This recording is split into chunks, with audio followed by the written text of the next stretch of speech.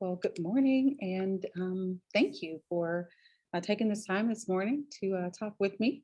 Um, First question is, first two questions is just tell us your name and what do you do? My name is Arthur L. Walker, and I'm a lawyer, and for since 1980. And what do you do on a daily basis? Well, right now I'm the of counsel for my law firm. Uh, I just recently did that as a result of, I guess, getting to retirement age. And And I do a lot of other things, but today is a motorcycle riding day, and so which is why I was kind of dressed the way I was without the jacket. oh, so you've got some crazy habits there. Look at you. What kind of Um, bike do you have? I have a BMW, but I'm definitely off the grid when it comes to extracurricular activities. I always have been. Th- That's a good thing. Got to keep some things just to yourself. That's good. That's where peace comes from. Yes. So tell me how you became a lawyer. Well, I decided to become a lawyer when I was at Princeton, I guess my junior year, and realized that uh, that was my, I think, gift, is being able to speak and to present issues. And so I always thought I would be a trial lawyer. I was never inclined towards anything else other than that. So I decided to apply for law school, and surprisingly, pretty much got into everyone I applied to. So uh, that was I'd like to say it was more detailed than that, more intricate than that, but it wasn't. It was pretty much, okay, Art, what are you going to do with your life? And I made that decision. Unfortunately, I think my life has been a lot like that. I make decisions, but I go through with them, follow through with them.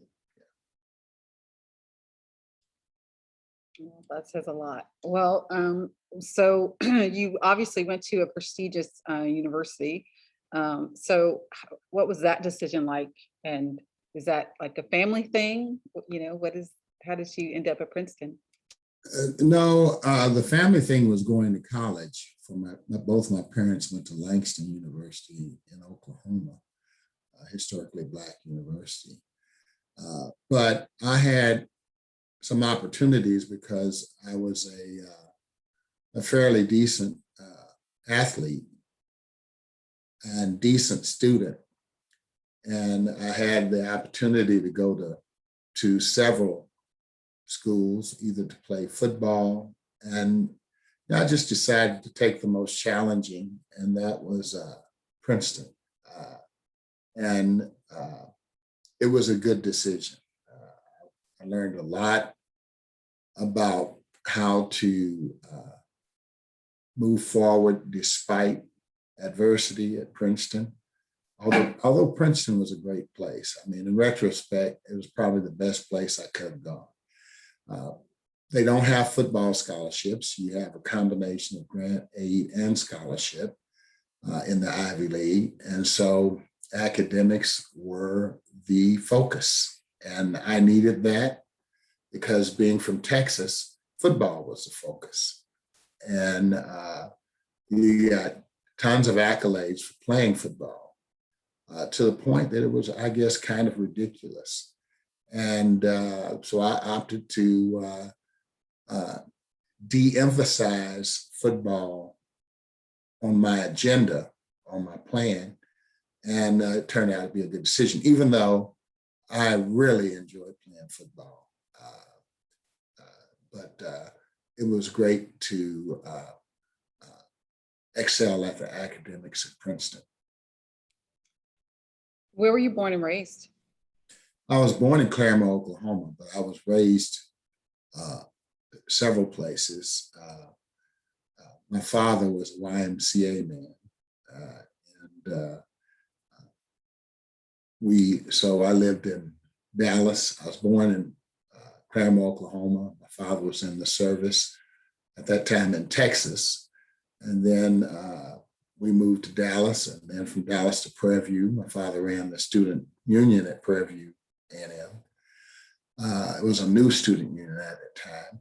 And then we moved back to Dallas, and then to Chattanooga, Tennessee, and then to Atlanta, Georgia, and then back to Fort Worth, where I graduated, completed my junior and senior year. And then, of course, they went to LA in 74. And of course, in 73, I matriculated at Princeton, New Jersey, I guess. So moved around quite a bit, like my father was maybe in the Army or Air Force, but he was a YMCA man. At that time, they moved you around quite a bit, or you had to move for opportunities. What life lessons have you learned? Well, that's a good question, because some lessons I've learned I probably would not talk about in this interview in an effort to be very positive. But I've learned, I guess I'll put it this way. I have a lawyer friend who I really like, and he's a good guy. He's talking about his problems with the system. And I told him that your problems, I understand them, but we deal with those every day as African American Black professionals, as Black lawyers. And if I took the attitude that you took, I couldn't be a lawyer. I have to go through, over, under, or around the obstacles that I face just because of the color of my skin. And I use that as an advantage. I've turned it into an advantage that really it works beautifully if a person comes in unprepared, and they come in thinking that, making a decision based upon color, and they fail to look at my resume, and they fail to look at where I'm from, then I will likely overrun them. So I've learned to not make excuses, to get the best result for my client that I can, to try not to have any regrets, and as a lawyer to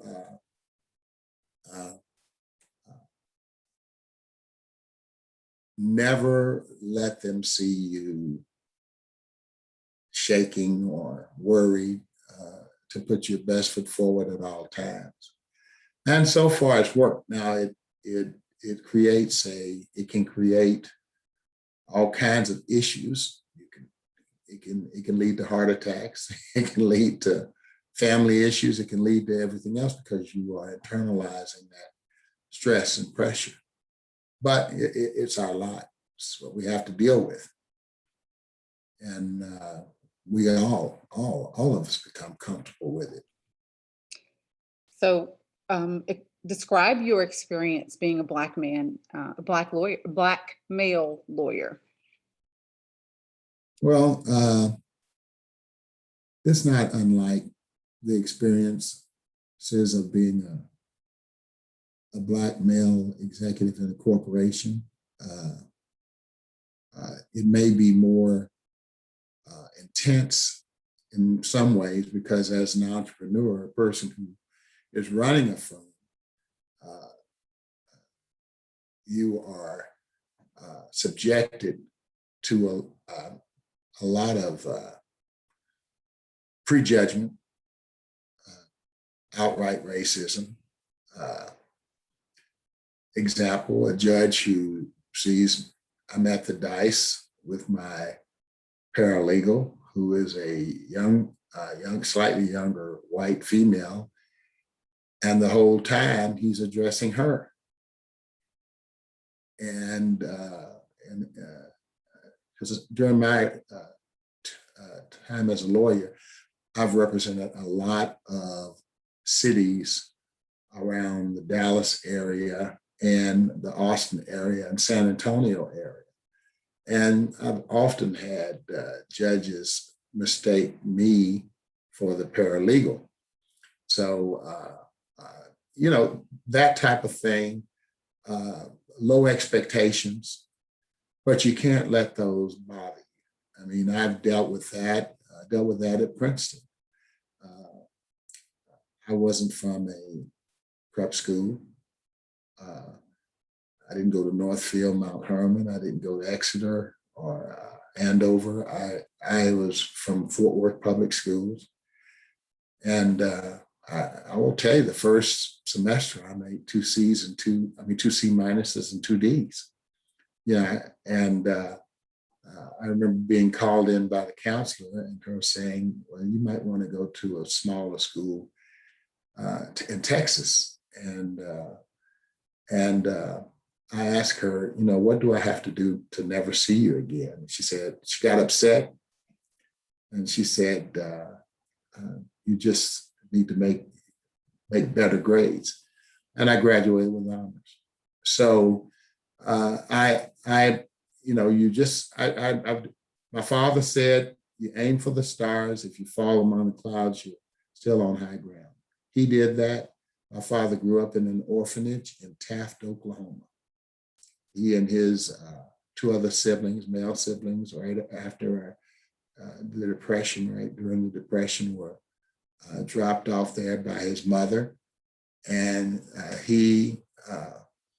they were adopted out for all kinds of different things. And he excelled, and he never used that as a crutch. And I think I just kind of inherited that from my dad. And I just made sure never to make excuses. My father said excuses are like blank, everybody has them. And he had a lot of sayings like that, and he lived by those. So I just applied those things to my life, and always figured out a way to be successful. What's a purchase of $100 or less that's positively impacted your life over the last few months? Boy, it's an interesting question.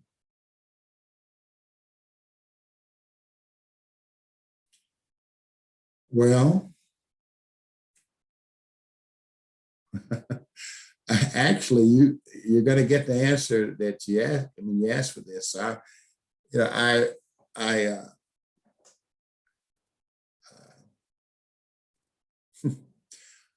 I purchased a little facial trimmer, and it was $39, and it has positively impacted my life because I mean, both of my sons have dreadlocks. They're very smart and doing very, very well, and they always telling me that I'm kind of a stick in the mud, and I mean playfully. And so it's positively impacted my life. That it was a positive thing that I was kind of unkempt. I kind of reveled in that, and I've decided to be more kempt. And so that's a positive effect. It might not be what you were looking for, but I can't think of many purchases I've made other than under $100 except for food. And that's not a positive impact on my life because I'm always dealing with trying to make sure I stay in shape or stay slim or as slim as I can under the circumstances. Oh, well, you won't use that one. I love it.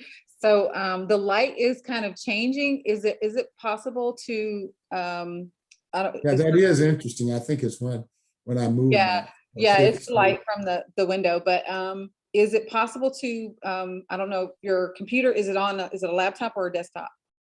It's a laptop. Okay, so can you push it a little, like, can you move up a little bit in the room? Yeah, I'm actually up, I think, as far as I can go. yeah, because I mean that, of course it's the light, but Okay. um, yeah, so how about if can you turn the blinds? Is it possible to turn the blinds up, like towards the ceiling? Or are they already like that? They're already like that. Okay, do the other way then. Let's try it down. See if that makes a difference.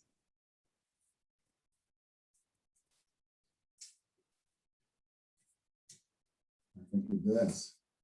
Okay, let's see. Right? Yeah, A little bit.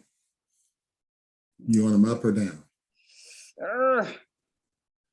So yeah, so is it possible to turn your laptop, like, is it possible for you to turn? Yeah, Is that better? yeah, I think so, because if we can just get you that light, because it's a perfect shot. Yeah. I mean, it's can't do much about I mean, the natural light is always good. How about this? Okay, scoot over a little bit. Okay.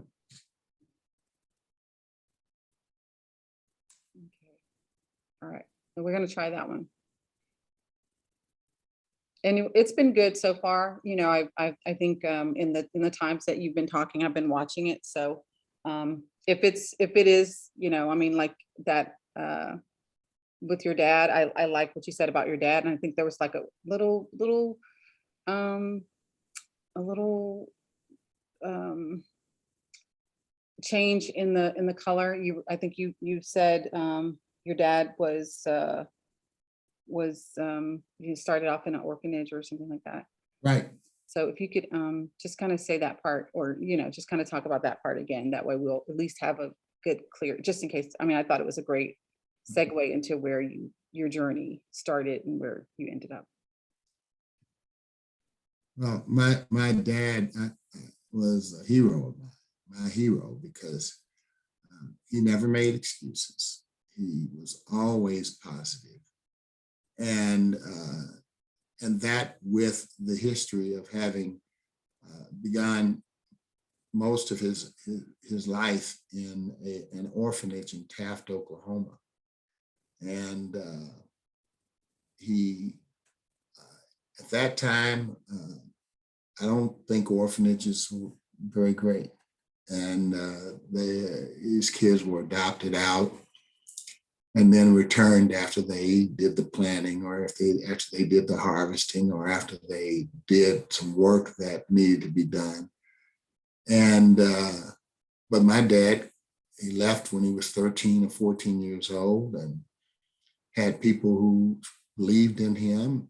Ended up going to college, playing football at Taft University, and going into the armed services, and then becoming a YMCA man. And he was also a Methodist pastor. So he was a heck of a guy. And he died while in LA, Los Angeles. He was director of the 28th Street YMCA, which was a at-risk area, in a very at-risk area in Los Angeles. And but he was a great guy. If you had a gigantic billboard and anywhere in the world, and you could get a message out to millions or billions of people, what would that message be and why? Be kind. You know, as a lawyer, we often face different types of people, and sometimes the most aggressive people that you can imagine. And one thing I found is that it's not a weakness to be kind. And it has not affected my ability to try a case or to win, because despite all the issues that come up. I think being kind serves you better. It serves your client better. And in this atmosphere that we have now, Trump, post-Trump atmosphere, and I hate to, I try not to be a political person, but you know, being rude and being angry and being careless is seems to be the norm. You know, look at Tucker Carlson coming out with this deal he's coming out with about. I mean, it's just when you look at the way our leaders treat people, it's no, it's not a.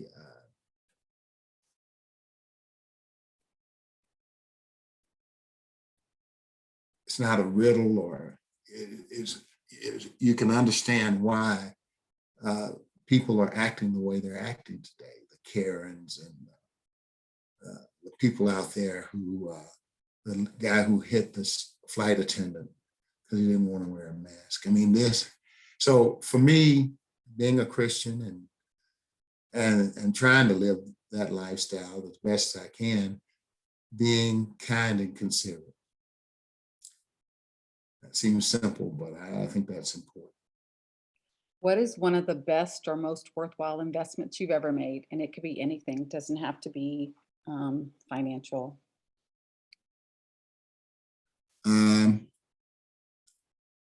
Was in my One of the best I made was in my law firm, and putting my time and putting time and effort into building that.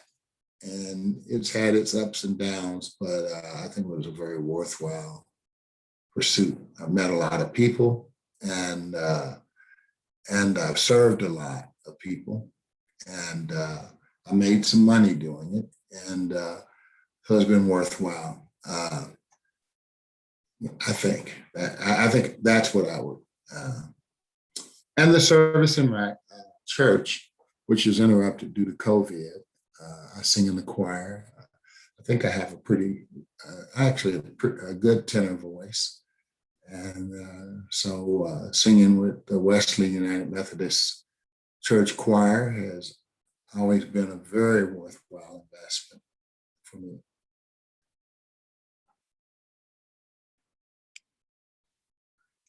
Oh, over the last few years, what have you become better at saying no to? Uh,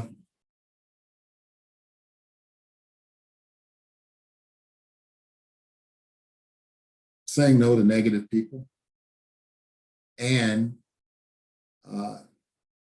saying no to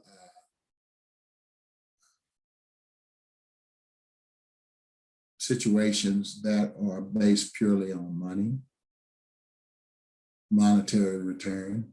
And I've learned to evaluate things, opportunities, based upon more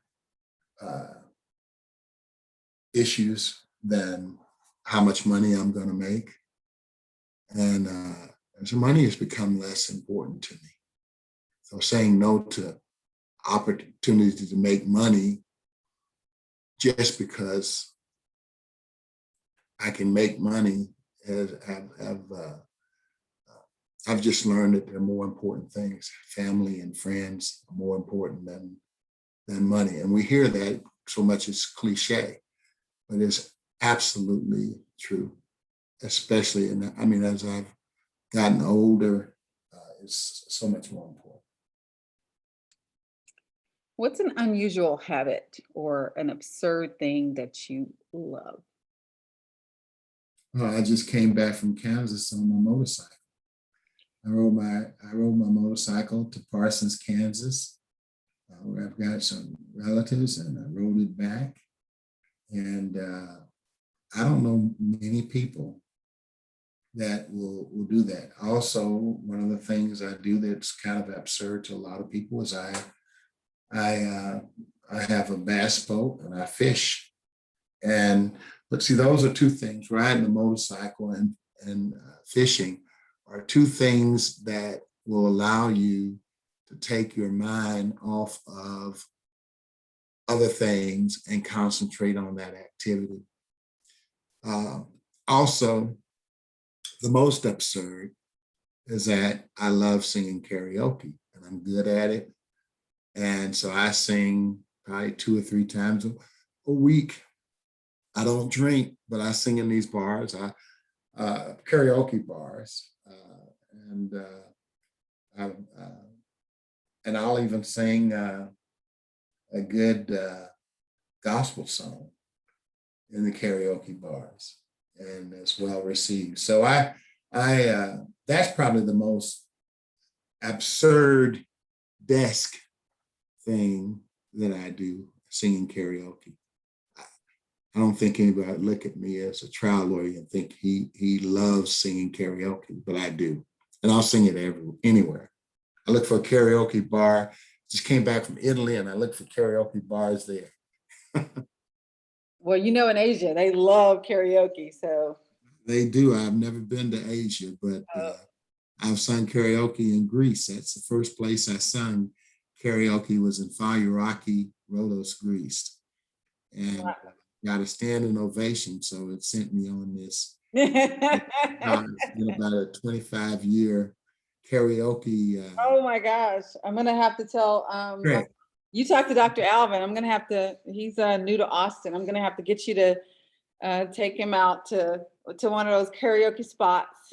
I'll take him. I've got several, and I've got several that really get going because you get really good singers there, and once one good singer hears another good singer, they get really going. So wow. I hate to admit that, but it's just true. I love singing karaoke, and I love the adulation of the little bitty crowd. So you said, where do you go fish for bass? Oh, Texas, Oklahoma. I mean, here in Austin, we have lakes all over. And I also fish for bass in Brushy Creek. I will get a kayak, and my girlfriend and I will go and fish in Brushy Creek. And I've caught some of my biggest fish there. I don't eat bass. I don't eat the bass. Plus, I've got a friend I've got friends who have lakes on their property. And so I go to those. But, fishing is a pursuit that you can do, and you can completely push out the rest of the world. And you can concentrate on presentation of your lure and on, matching the hatch or whatever you have to do to catch that fish, or putting your rod tip up, putting your rod tip down when the fish is getting ready to jump so he doesn't throw the lure. It's kind of an intellectual pursuit. And it's the type of fishing I do is not just throwing your line in the water, although that has its own challenges. There are people who fish for catfish and other types of fish that they fish with live bait, and they know exactly. I mean, you talk to some of these older people. Well, I'm an older person now, but my grandmother could catch fish anywhere. She was so good at it. And I'm proud of that. A lot of us, we don't want to acknowledge that history, but I love the fact that my grandmother and my grandfather used to noodle. Noodling is he would go into the water and catch the catfish coming down the stream, and he let them come through his hands, and he'd grab them and throw them on the bank. So it's I'm proud of that heritage. I don't have any issues with it. My grandfather and my grandmother fed their family. They had a large family, and they fed their family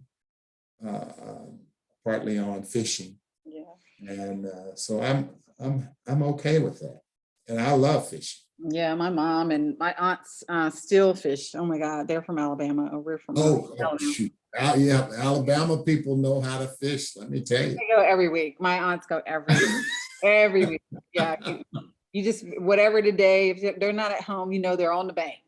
Oh, yeah, And, that's right. On the back. And guess what? They know how to catch it. woo, yes. You can Oh, sit beside, you can sit beside a relative who fishes a lot, and you do the same thing they're doing, and you don't catch them, but they can catch all right. Oh yeah. Oh yeah. them. And Yeah. it's That's amazing. very true. It's very true. And you may have just talked about it, but I'll give you the question officially. When you feel overwhelmed or unfocused, or you've lost your focus, what do you do to get back to center? Um, Prayer is always a good tool. Uh, but recentering requires for me uh, finding humor in what has happened. And also, I look within. I try never to look outside because I feel like while we don't control everything, there are things that we do that have some impact on where we end up. And so I try to look within, which is why I was successful in school, and is that I didn't blame the lady who asked me, she told me that maybe I should go to a smaller school in Texas. Uh, I didn't blame her. I looked at, okay, what can I do to change this? And I think I honestly evaluated what was going on. And I realized, okay, Art, uh, when you're going to need, these kids have already had macro and microeconomics. They've already had European literature. They've already had these courses. The only economics course you had in high school was home economics. And so you're going to have to do some extra work. You're going to have to figure out what the trick is because they're ahead of you. I look at myself. I look inward, maybe sometimes too much, but I can credit my father and my mother and actually football. Football is very, very, very, very truthful. It's hard to blame somebody else when you have the ball or when you are going to tackle somebody or when you're defending a passer or when you're blocking somebody. It's very, very hard to blame somebody else because you didn't get it done. And so I think it has helped me make sure to look at myself first. And it tends to recenter me, to accept what may have been a mistake or accept what may have been a weakness or to accept that in football that this guy was faster than me. And try to make adjustments due to that. So that's the way I approach things. Sometimes it doesn't work, of course, and sometimes you can get into the blame game, but I try to avoid that at all costs.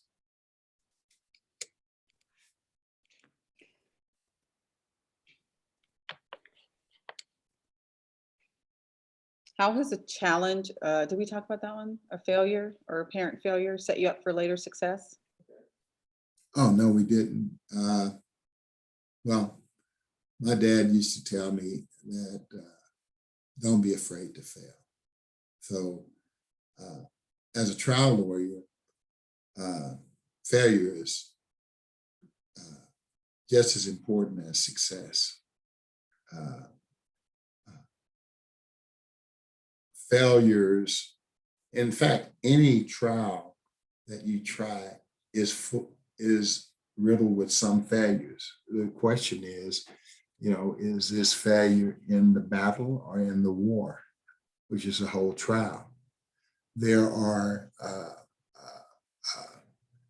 battles that you don't win, or battles that you decide are ultimately not important to the end result, or there are battles that you may intentionally not win.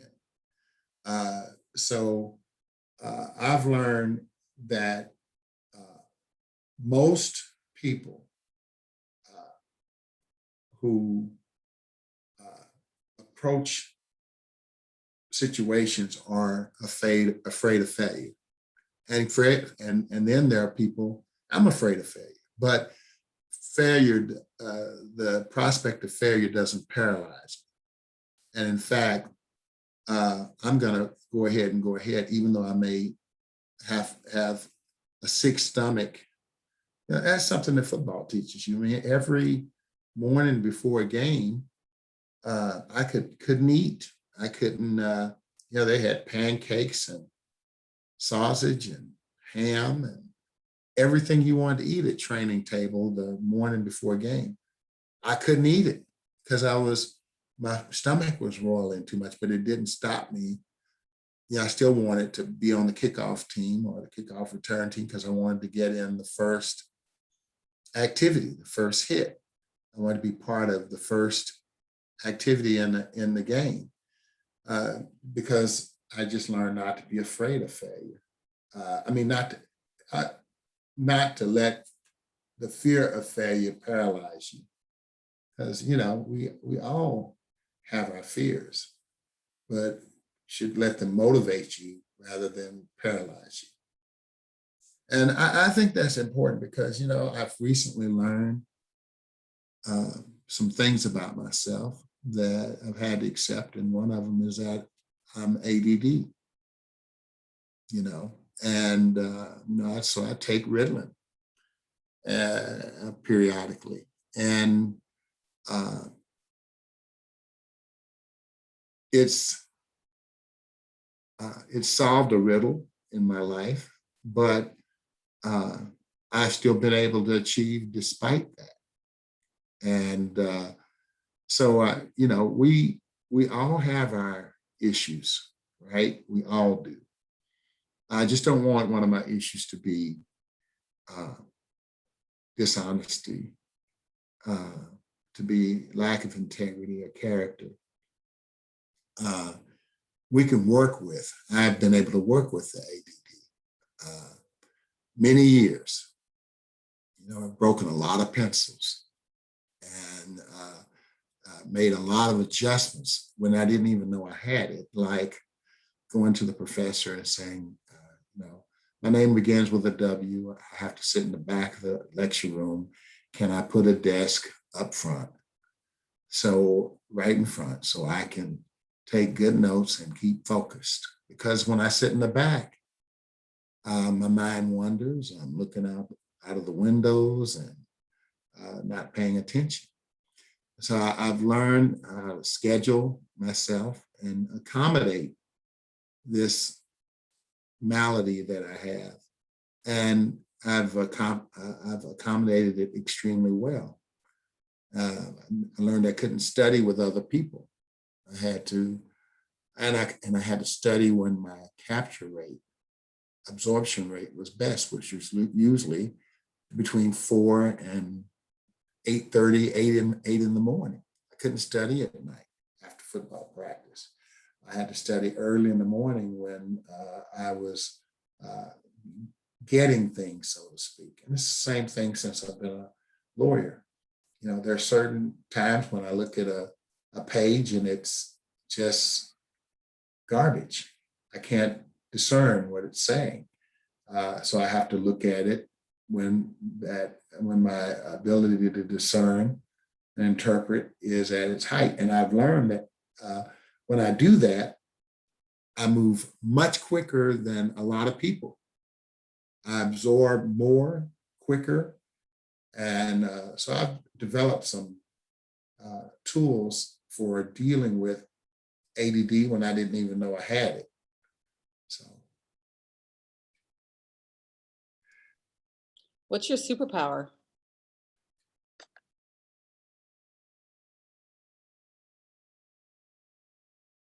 Well, uh,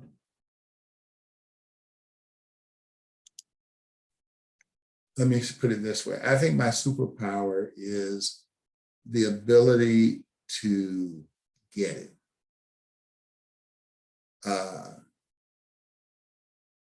I am not the type of warrior who is going to follow a list. I'm not going to uh, I'm not going to bore you. I'm the type of lawyer who gets to the meat of the issue fairly quickly and leaves with that issue hot on your mind. So I think my superpower is the ability to read a witness, read a situation in a trial setting, and resolve that situation favorably for my client or for my cause. And so I think that's it. Also, I think my superpower is that my ability to care and to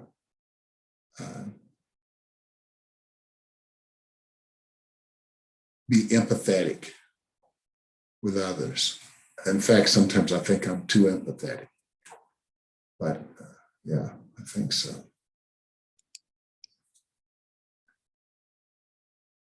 That's a hard question. What are you most proud of?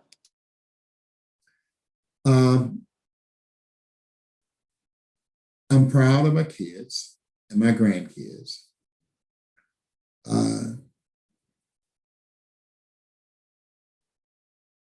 I'm proud that I have been able to multiply my proverbial talents.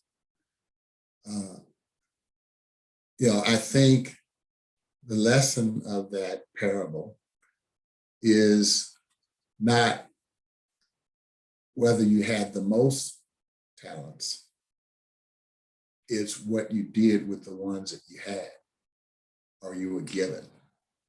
And I believe that, relatively speaking, I've been able to multiply the talents I was given and multiply them several times over.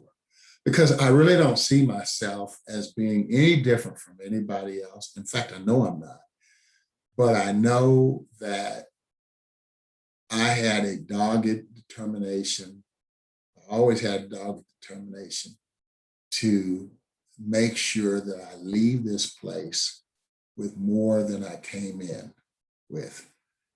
And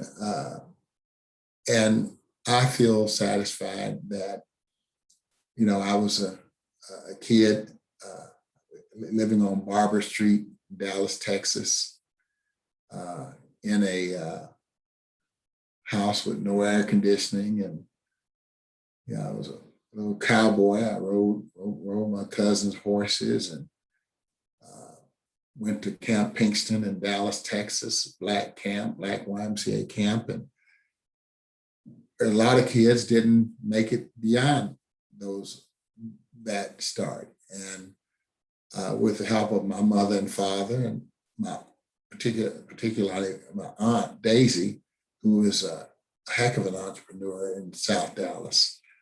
She owned a clothing store, cleaners. She and my Uncle Leo owned a grocery store, a restaurant, a whole block of businesses that I used to walk to every day after school. And I think I learned from her to, and my dad, to aim for the stars, multiply your talents. And I feel proud that I've done that. Of course, I've had my issues. I've had heartbreak and some failure, like we all do in our lives. But I think overall, I feel like I believe that the proof will show that I have multiplied my talents greatly, and I'm proud of that. Who's your favorite person? Well, my dad was my favorite person, no question about it. I mean, I was a daddy's boy. With my dad, I met Reverend Abernathy, Reverend King in Atlanta. Dad used to take me to back then, which was a segregated Methodist conference before we were United Methodists. He used to,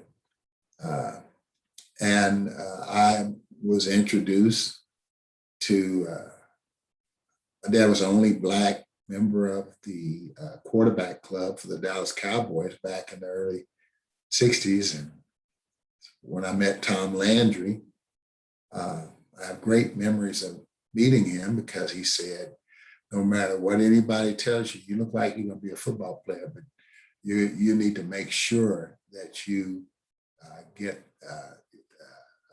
tackle your academics first, and that you're a very good student first. And I thought I took that. I got a chance to see Tom Landry later while playing golf, and I told him that story, and he didn't really remember it, but he was his heart was warmed by that. So yeah, my dad was, I'd say, was like I said, he was my hero. Yeah. What do you see as your purpose in life?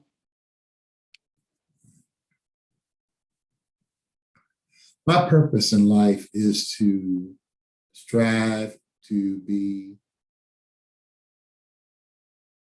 as good a person as I can be, to strive to follow the golden rule, which we don't really, it seems to be falling out of fashion, to treat people like you'd like to be treated over anything, and to be a good brother, and to be a good friend,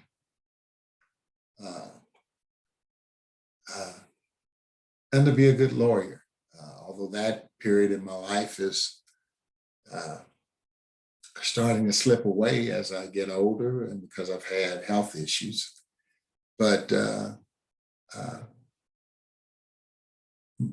not to make all the money in the world. I just, unfortunately, I made a lot of money, but it's not been my primary focus, and especially not my primary focus as I move into the what may be the winter or late fall of my life.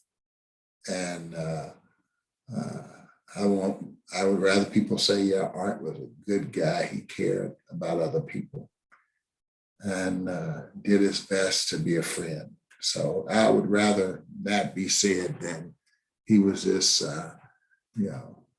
hardcore, tough lawyer. That's good, but more importantly is that you could depend on him. He was a great guy. That's really what I would like. So you really spoke a lot about your dad. What do you think you have sons, right? Yes. What do you think your sons will say about you? Uh, It'll be varied. They're kind of counterculture guys, and I endure. They tell me when my son Patrick told my girlfriend when he first met her, he said, "Yeah, Dad is kind of because I don't drink and I don't party, and I'm fairly conservative in my approach to life. They think I'm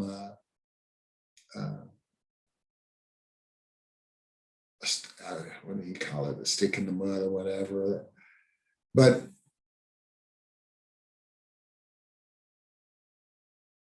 I think my son would say my dad is a loving guy. He cares.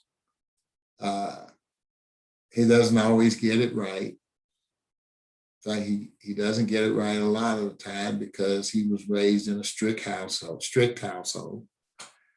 Uh, but yeah, I can depend on him. I think they'd say that. I think my son Charles would say the same thing, that he's a really great grandfather. And uh,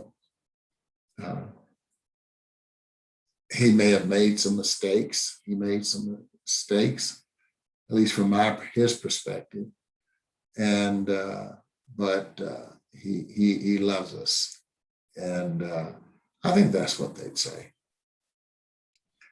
How do But who knows? I'm not going to ask him here. I don't know if I have enough courage to ask them. how do you want to be remembered?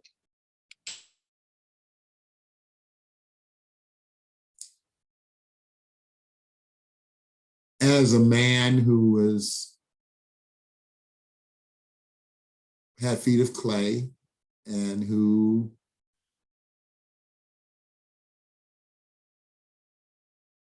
was one of the billions of people who have ever been on this earth. And he made, you know, and his measure was that he tried his best to serve humanity as best he could, and to be a good person and to care. You know, one of the things we do as professionals and as people who have, at least in our minds, become quote unquote successful, is we tend to elevate ourselves above others. And even if we all do it at all different levels, and in the houses that we buy, in the cars that we drive, et cetera.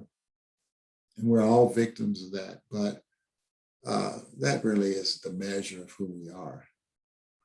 The measure of who we are is how we deal with a family problem, how we deal with sorrow, how we deal with pain, how we deal with familiar or family achievements, that type of thing. So there's nothing we can take with us. We can't take any of the money that we make. And in fact, most of us, you know, by the time we're dead and gone, we spent most of everything that we made. So I just want to be remembered as he was a great guy. You know, Art was dependable. What advice would you give your younger self? I didn't ask you that one, right? No. The advice I give my younger self is to chill, to not be because I think when I was younger, I just had this overwhelming need to prove myself. You know, as a Black man, growing up, being born into segregation, and I integrated, was the first to integrate 3 schools in Chattanooga.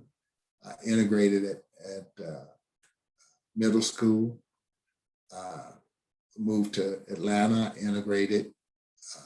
Thurl High School in Atlanta had just begun integration. And then I moved to Fort Worth, Texas.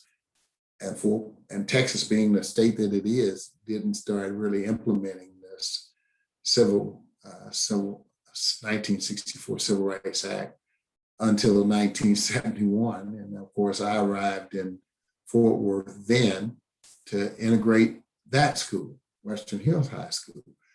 And so I think, you know, we are so, as Black men, we can be so, and women, I mean, I don't mean to exclude women, I'm just talking about myself.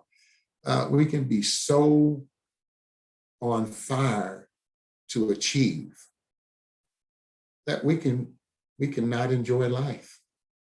We can forget about raising our kids as caring and understanding parents. Rather, we try to instill in them this take no prisoners, you gotta do this, you gotta do that. You can't wear your hair this way, you gotta be, I was always so concerned about how I appeared. And in many ways, I think I adopted a fiction that I had to be better than everyone else, particularly if they were white or Anglo. And I was.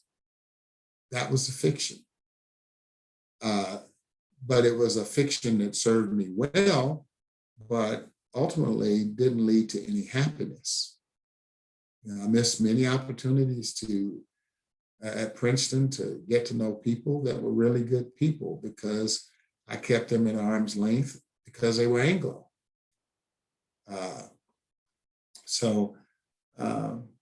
There's a price you pay, and it's one of the hidden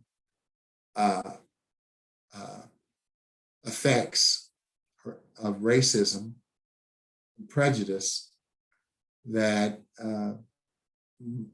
most people, even a lot of Black people, don't see. That we almost are sometimes can be enter a realm or flirt with the realm of a mental illness because we're so busy trying to please or trying to achieve. We've been told, I've been told I can't over and over again, so it creates sometimes an abnormal lust for achievement and prestige, even when we create it, even when we maybe don't deserve it or have it. So I call it the fiction. The fiction in my life is that I lived with the idea that I was better than any white person.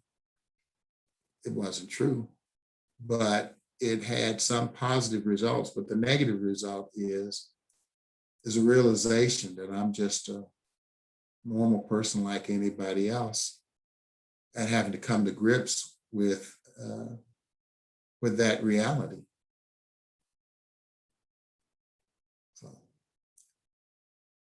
Awesome. Well, that's a piece of truth. That Let's see, only a couple more questions, I think. How do you give back?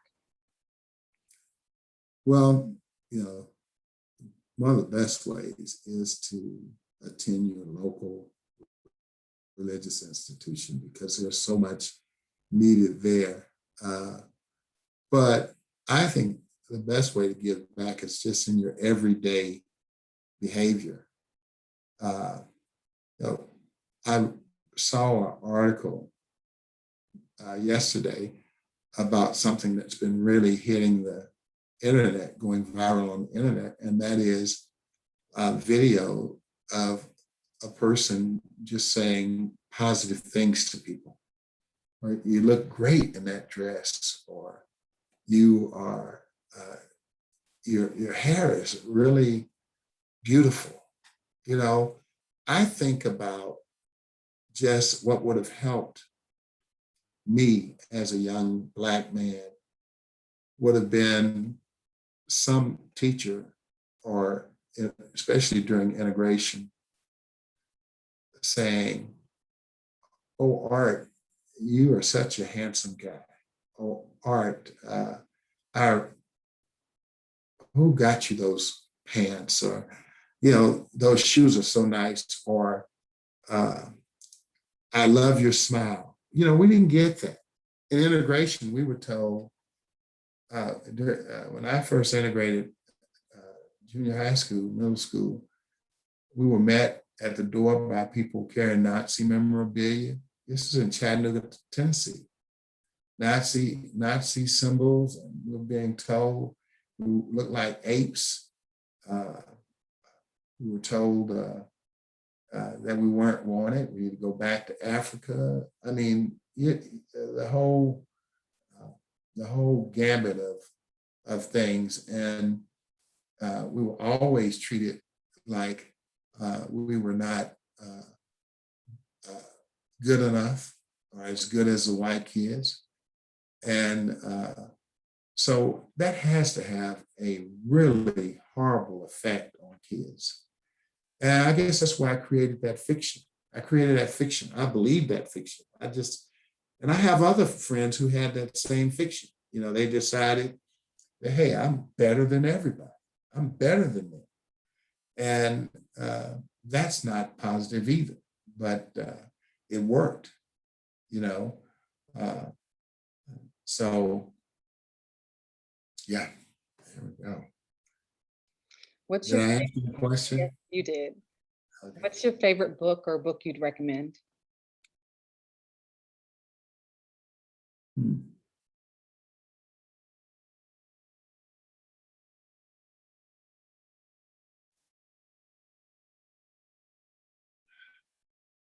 Our Kind of People.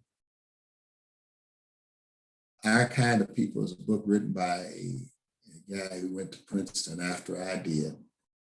And it talks about the Black bourgeoisie, those Black folks who have for many decades, generations, lived in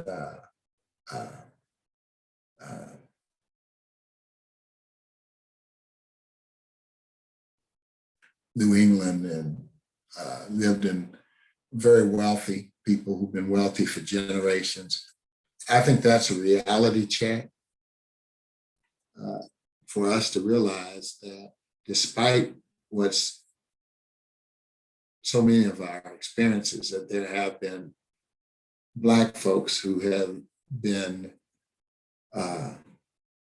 achieving or who have, because one of the things I think seems to be missing with us as Black folks compared to, say, Hispanics, Italians, they have this close legacy that of activity, cultural activity that they can identify with. They don't have to create it. They don't have to create Kwanzaa. They don't have to do that because they have their holidays and they have their cultural norms that are unique to them.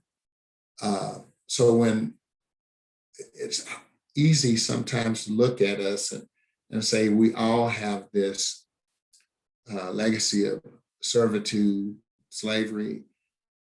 And while that may be ultimately true, there are tons of instances where Black folks, despite everything, achieved, and their achievements were welcome. If you go to some areas of this country, their achievements were welcome in the Northeast. Black cowboys, you know, Black cowboys proliferated all over the West and were a significant part of the cowboy heritage. And in fact, many would argue were the original cowboys. So I think it's good to know, you know, for the purposes of pride. I mean, we have all kinds of things to be proud of, and we can get stuck in this idea that the legacy of servitude is the only thing that we can look at. And it's not true. And I love hearing stories about Black millionaires who, well, I can't think of her name, the lady who was so big with the hair products. DJ Walker. Yeah, I mean, I may be related to her. I don't know. My last name is Walker, but I think it's important for us to hear those things and to know that our legacy is not limited to a legacy of servitude. And so, it's interesting when I always tell, especially when I get the opportunity to say this. I was driving through a neighborhood in Dallas, and I had some Anglos, white people in the car, and I was telling them, these people that you saw and you called them John and you called them boy, that we call them deacon and we call them Mr. He may have been a janitor at the school, but when he was in our neighborhood, he was Mr. This, Mr. Johnson. I used to cut Mr. Johnson's yard. Mr. Johnson was a very smart guy. Mr. Johnson was a Bible scholar. I think it's important for us to realize that we shouldn't be defined by their labels, and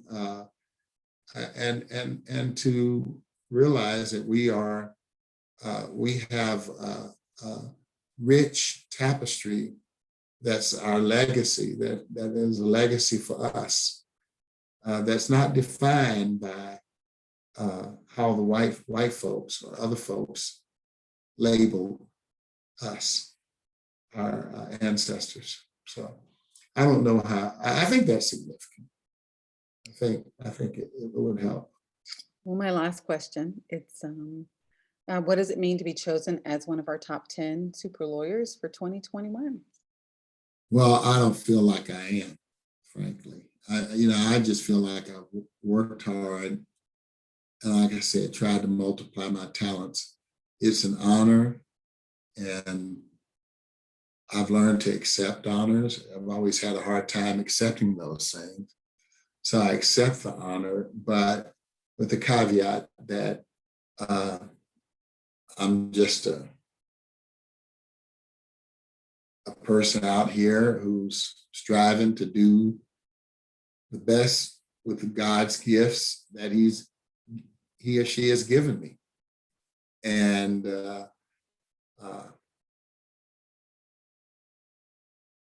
I feel I've done some things that are laudable. I've also failed, but I've also been successful. But I do appreciate it. I mean, it's as I'm getting to the end of my career, it's a very, very nice thing to happen. It's significant in my life. I can't hear you.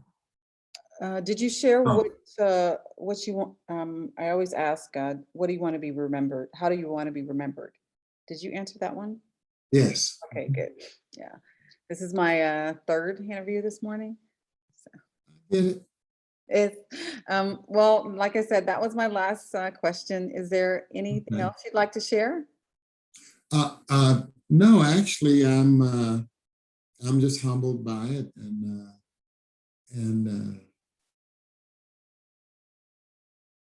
I think the interview was very nice. I have a question though. How did you make it? How is selection made? Is there a selecting committee? Yeah, so that's always a great question. And I never tell, but what I will tell you is that we asked for nominations from the community. We opened it up. Usually I get nominations from the community that we have. So like if it's illegal or if it's Uh-huh. tech, we go to those communities. And so this year we opened it up and probably about a month or 2 months ago, it's called the Best of Black Austin. And so anybody, anywhere could nominate someone. And, obviously there were categories and I think you've probably seen, we asked that, the person be an executive, someone who is someone who can make a huge impact, right? On wherever they are and whatever they're doing. The other piece is that they have to actively be, paving the way for others. And lastly, the person has to have a great reputation. And so, so we get lots of nominations, and we start the list, and then we start, Come. striking out. Well, thank you. That's all. I mean, And so, it is a question that we always get it. It doesn't matter how big or how small the folks are. I mean, we always get it. I rarely tell, who the person was. Like if there's a specific person, sometimes there's a specific person who nominates. But even after we've gotten the list and we say, okay, this is the top 10, then we send it back to the community of legal professionals. And, as you know, with lawyers, they never put anything in writing. Yep. So they're like, okay, I'll call you. And so so they call and they kind of go like, okay, this is a good person, this is a good person. And then some people are taken off and, and added. And it's all about, again, your commitment and your, the imprint that you're leaving on the community. That's here, and how much you can actually provide to others, and then another thing is, we want to make sure that people know who you are, and they're able to honor you the way you should be honored, because a lot of you guys, I mean, nobody's looking for press. A lot of folks are not looking for press, right? But it's important for especially the folks who are doing the work, have their head down, working, just living their life honorably. It's important for people who hear your story, and say, you know what, that sounds similar to like how mine is or my mom's was, and or Yeah, there's not a lot of variation. You're right. yeah, They all have worked hard. yeah. And that's the big thing. That is the big thing. I mean, and there's nobody, nobody on the list that, or any of the lists, that just was handed it. And it was like, oh, like the Donald Trump, my dad gave me $1 million and I was able to create, this small company type of thing, right? Everybody on the list started from a place of lack and worked hard, followed the rules. Nobody's perfect, and Jesus' disciples, none of them were perfect, right? No, So we don't not even expect close. no, so we don't expect anybody to be perfect. We just ask that you continue to carry the torch, and know that we're supporting you full force. So Well, thank you very much, and it means a lot to me. So thank you. well, we look forward also to seeing you on next month. It's going to be, after COVID, of course, it's going to be great to see people in person, and we're trying to mitigate risk, the way we can, and we believe that we've put things in place to where we can have a safe and really fun environment. So I look forward to meeting you in person, and I'm sure Dr. Miles will call you, because the Lord knows, like I said, he's new to Austin, and there's a couple things. Tell him I'll take him to sing karaoke anytime. Well, he also is he's an avid golfer too, so he's an avid golfer. And tell him I'm a member of the Hills Country Club, and Okay. I'll take him to play some golf at. If I tell him that, he'll be texting you by this evening. So yeah, tell him we'll do it. We'll have a good time. All right. Okay. Well, I'll let him know. Well, thanks again, and I look forward to meeting you guys next month. Okay, I do too. So all right, take care. Have a good Saturday. You too. All right. Okay. Bye-bye. Bye-bye.